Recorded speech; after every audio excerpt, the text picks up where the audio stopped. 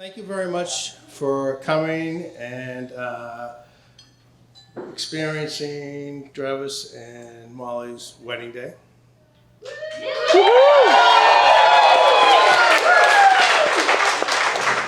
I do have some points to talk about that I did get some tips from my beautiful wife for 36 years, Terry.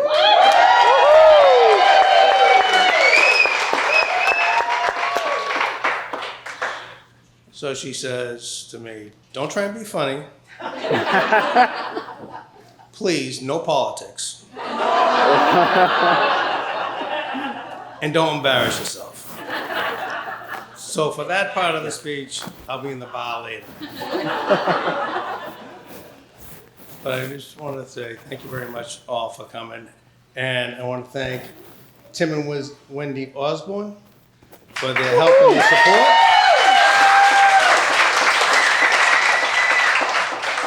And their great rehearsal dinner last night.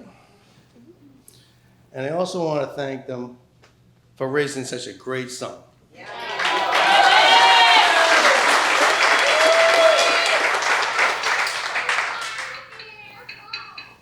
And I want to thank Becca for a great ceremony that you had down on the patio. Coming all the way from Texas. I mean, you're great friends of Molly and Travis, and we really appreciate it. So thank you very much.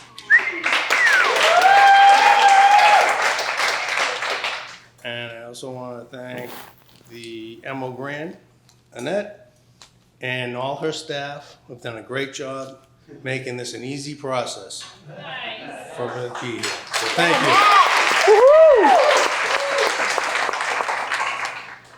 I especially want to thank all our military members and their families that make great sacrifices to keep us safe and free on this day.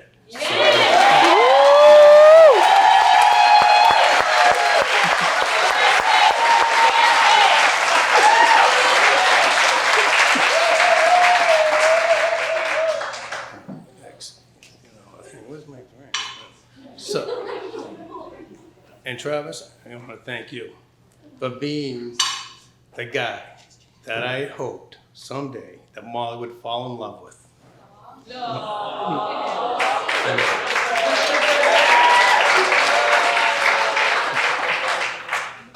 You show her respect, kindness, patience, and you have great common sense. I mean, what can a father ever imagine having for his daughter?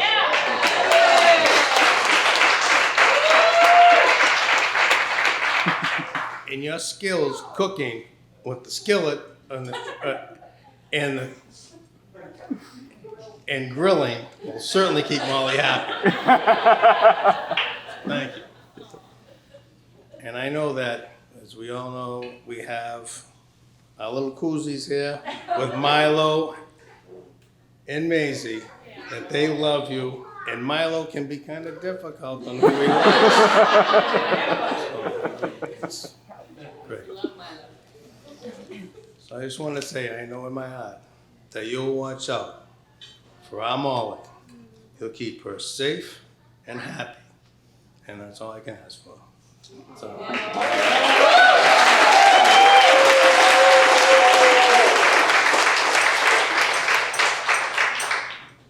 I'm proud to have you as a son-in-law, and welcome to our family. Yeah. Woo-hoo!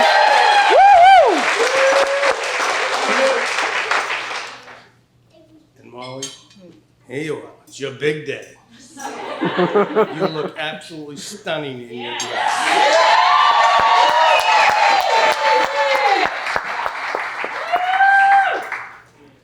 You've made me a proud and happy father.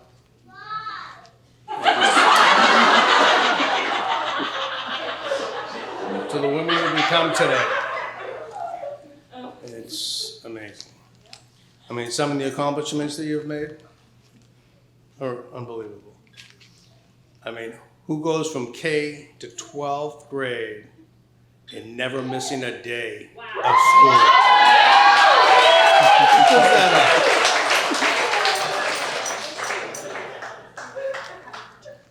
And then there was our time at the Freiburg Fair in Maine, at the Pig Scramble, where they picked about 12 kids, 9 and 10-year-olds, and Molly was 10, and she was lucky enough to be picked. And they throw the pigs out there, and these kids run around with potato sacks. And Molly is running around this huge arena at 10 years old in bags of pig, kicking and screaming. I have no idea how she got that thing in the potato sack. I mean, I can certainly know that. It's unbelievable. Who does that?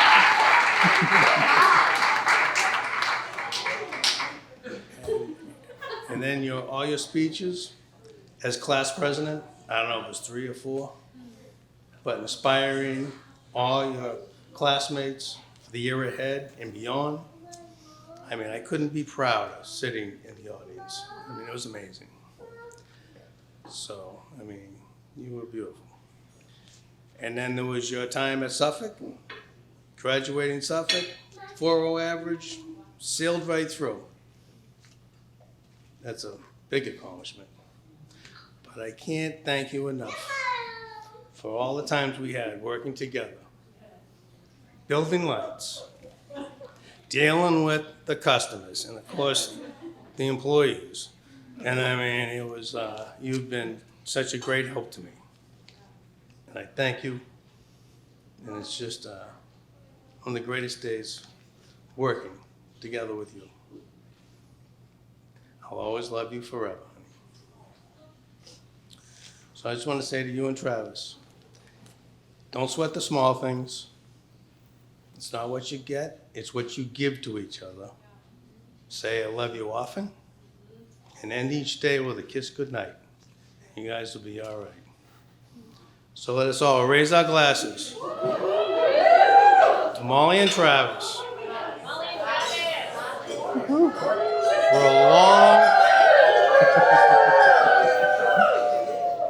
For a long, healthy, happy, and wonderful life together. Cheers. Thanks for making everyone cry. Great job. I also want to start by thanking some of the people who made today possible. The Osbornes. I think you guys know how much you mean to us. We've had lots of fun nights. Wednesday was one of the examples. And I think that all of us have come together and you've opened our whole family. You've welcomed our whole family with open arms, and that has meant the world to us. But most importantly, how much you love Molly. We're so grateful to have you part of our village. Also want to thank my husband, Andrew, and my babies, Chase and Avery, stars of the show. Couldn't do anything without them. Love you guys so much. I also want to acknowledge our parents, and I'll keep this one quick because I don't want to lose it. But, Molly and I were different growing up. We rarely fought. We willingly shared clothes, and we respected one another. That bond still exists today, and honestly, I don't know how you guys did it. You taught Molly and I the meaning of hard work, the value of money, and how to balance that with having a great time. Your marriage is everything we will always strive to achieve. We love you guys so much.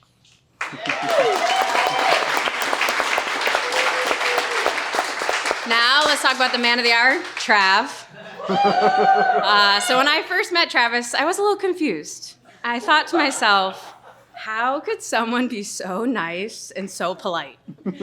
I thought there had to be a catch. But after 6 years of getting to know Travis, many family vacations, nights out, days together, there is no catch. Travis is truly a great person. He would really do anything for any of us in this room, his friends and family, and especially for Molly. When I first met Travis, I was only a few weeks into the relationship, which says a lot. He came over to our parents' house, and it was, I think, one of the first weekends Molly had gotten their first dog, Milo. Milo had a pretty bad accident in the crow's nest, and Travis not only had to meet our, some would say intimidating, overprotective family, but he also had to choose to help Molly to clean up a big mess. That day, I knew that Trav would do anything for Molly.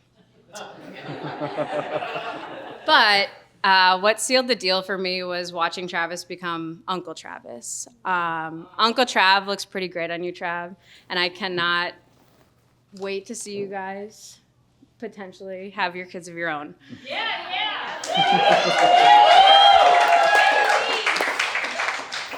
Thank you for loving Molly the way she deserves. We're so lucky to have you part of our family.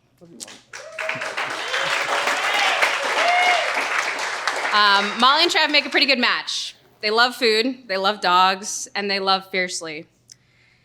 But they give each other the autonomy to be their best selves. Molly, you're the most confident, adventurous, and caring self when you're with Trav. And Travis, watching the two of you conquer the challenges thrown your way the past 2 years, I can see how much the both of you have grown. And I can't wait to continue to see you both thrive and build a life together. Now, Molly, aka Auntie Golly, my little taller sister. Let's have a round of applause for the most beautiful, stunning, classy bride we've ever seen.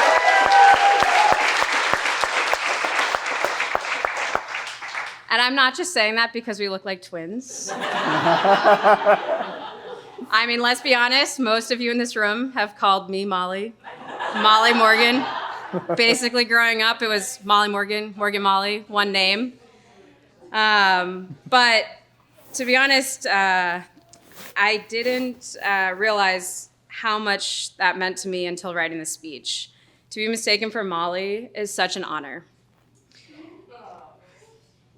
She's bright, she's fun, she's kind, and she has this magnetic personality that people are just attracted to. Literally, Molly could meet someone in an airport, on an airplane, in a bathroom.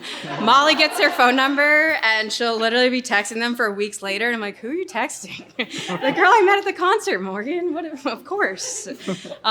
She just has this personality that people are really attracted to. Molly's also very adventurous. So when we get together, she'll convince me to do a spontaneous mom's night out, and then the next morning we'll be running a 5K or doing some Orange Theory fitness class together. That's just how Molly is. Molly's always on the move. And our latest adventure together has been starting a business with Molly by my side, which seems to run in the family.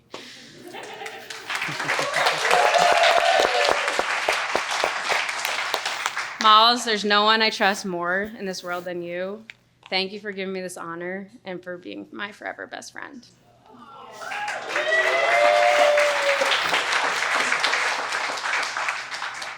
My dad already gave a lot of great advice, but I think Travis might already know this. When you marry a Morris girl, there's one thing you gotta remember. Never, ever let us get hungry. A lot of conflicts can be solved with a big bowl of mashed potatoes. Yep. Or some fried artichoke hearts. Yep. So on that note, I want to raise our glasses and cheers to the Osborns, a fun-loving family filled with a few maybe karaoke nights. Cheers, Molly and Trav. I love you guys. Big round of applause for Morgan. She did it awesome. That's very heartfelt words.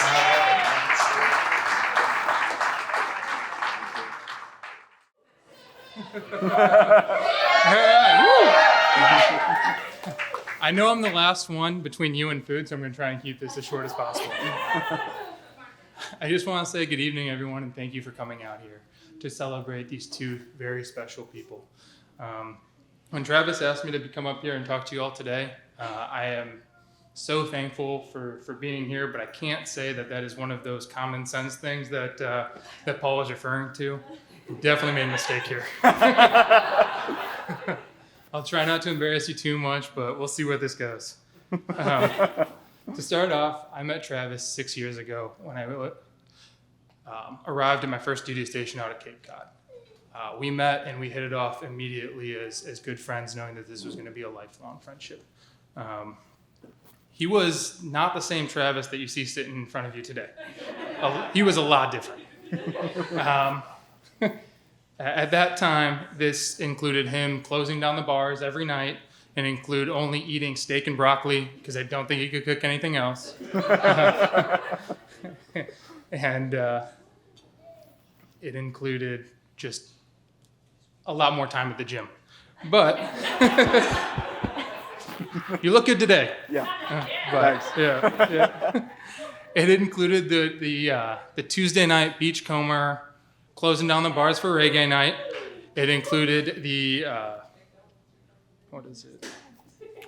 the weekend debauchery at T-Bones, which is one of those establishments in Plymouth that if you never had the had the chance to be there, you had to go at the very end of the night. And it was one of those places that had a support beam in the middle of their dance floor. Tim, you know what I'm talking about, right? And it was a lot of fun. But there was one common thread throughout all of that, and that was Travis. It was not what you saw today with those dance moves. It was some really bad dancing. So I don't know how long you guys practiced, but that was impressive. Yeah. You're making a liar out of me. I don't know what's going on here. Yeah. But in all seriousness, there was one common theme throughout all those single Trav years. And that was that there was one lady that he referred to as his white buffalo. It was that girl that was always right out of reach. There was some reason that he couldn't be with her. And for those of you that don't know, a white buffalo, the folklore behind it is a supernatural woman of a prophet, a woman that brings meaning and the purpose to life to the people. And that was Molly to him. And he referred to her every chance that he got, but I don't think she even knew she existed. So it was a little creepy at the time, but apparently it all worked out. I remember he would organize weekend trips to Boston and get all these people excited to go, everyone from work, get them all hyped up, only to ditch us the second we got there because he had a chance to go see Molly. Again, not even knowing he existed. Once they started dating, though, we saw less and less of Molly. We thought it was because less and less of Travis. We thought it was because Molly was whipping him into shape. And then we met Molly and knew that that was not the case, and that there just can only be one wild card in a relationship, and that was not Travis. He had to relinquish that title. I remember one Christmas when we were all at the Osborne family house, and we were singing karaoke and dancing, neither of which were very well. But everyone else decided to call it quits at about 1 a.m. like normal people. So Wendy, Courtney, and Travis all went to bed, but Molly had her hand on a microphone and was not giving it up. So she was on her 7th or 8th round of Party in the USA when the sun came up and Travis came down and scolded us for having a little too much fun. I can honestly say I've never met someone as unique as Molly. She is that white buffalo that you referred to and everything that you talked about. But it made a lot more sense after meeting her family. So after meeting Paul and Terry, they make you feel like your family from day one.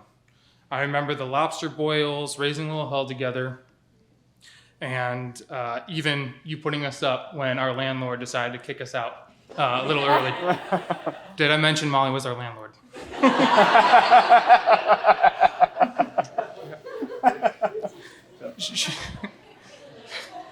She is the best thing that's ever happened to Travis, and honestly, for me as well. If it wasn't for her, I wouldn't be standing here today talking to you. She was the reason that I met my beautiful fiance over there. And she was the one that orchestrated it all, the mastermind behind the scenes. So if it wasn't for you, I wouldn't be here, and I thank you so much.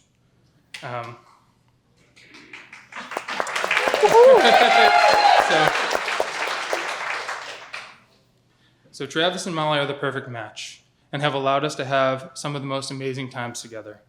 From following you around the country to the float trips where we did our part of scaring children away from the effects of alcohol, and just all around good times spent with great people. The Osbornes are a breed unlike any other, and I couldn't be happier that Molly is officially joining their family today. So with that being said, please raise your drink and join me for a toast. To many more years of happiness spent with great friends and family, and the memories that will be made along the way. I love you both, and I can't wait to see what your future holds. Cheers. Cheers. Well done, Pat. Good job. Well, we're going to be coming around your table and releasing you. There's a buffet line in another room, so as soon as we come to your table, we'll